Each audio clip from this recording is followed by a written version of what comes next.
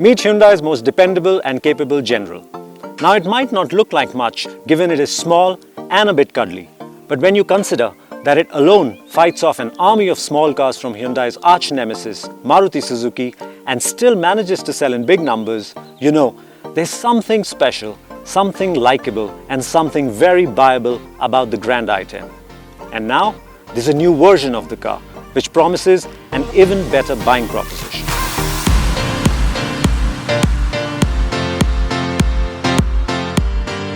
Okay, so it might be difficult for you to tell what's new about the car from this angle. And that's because the roofline, the doors, the front and rear fenders, the mirrors, everything is the same, including this rubbing strip that you see on the door. But it's when you move to the front of the car that you can really tell what's new. And that's because Hyundai has really changed the bumper on the car, right? The headlamp, the hood, everything remains unchanged. But on the bumper, Hyundai has worked really hard. They say that they've improved the aeros of the car to help increase fuel economy. It doesn't really help in top speed or acceleration of the car, but we love fuel economy in our small cars, so that really helps here. In terms of design, you still have this slim grille there, which's got the Hyundai logo, but it's the lower half that's now changed. So you've got a wider, more dynamic looking grille. Similarly, the fog lamps are now changed. You've got LED lighting in that, which only comes on when you shift into gear. So typical of a facelift, the rear bumper is changed as well, but it doesn't have any functional benefit. It only gives the Grand a hint of freshness it so badly needed. This is a midlife facelift, which means not a lot of money has been spent to give the car a nip and tuck. And that's amply clear on the inside. Almost everything seems to be carried over from the older car. In fact, the new Grand gets a total of only 3 changes on the inside.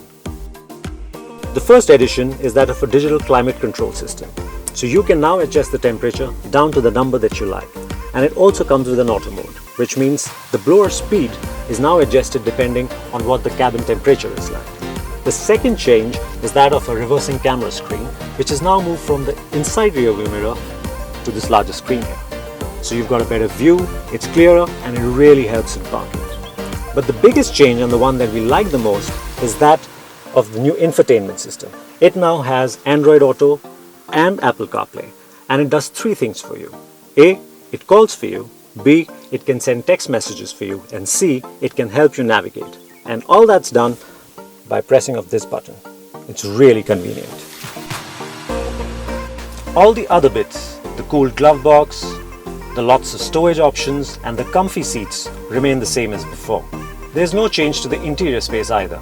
So it's still more of a 4-seater in terms of interior width, the headroom is still acceptable, and the legroom all around, especially for a car this small, is actually quite good. The boot, typical of a small city hatch, can carry a mid-sized suitcase along with a couple of cabin-sized bags. The Grand continues to come with 2 engine options. You've got the lovely 1.2-litre petrol, which is refined, quiet, efficient and quick, and that's made into a 5-speed manual gearbox. This one here is the new 1.2-litre diesel. It replaces the older 1.1 3-cylinder diesel, and this too is a 3-cylinder unit and makes less than 80 horsepower. But the torque rating compared to the older engine is much higher, and that means not only is the drivability much better, it's also much quicker off the line. In fact, our VBox times tell us that the Grand is actually quicker than the Swift under flat-out acceleration. It's the same for drivability. No wonder it feels peppy and is a breeze to overtake with. What's more, the turbo lag is well concealed courtesy the revised gear ratios.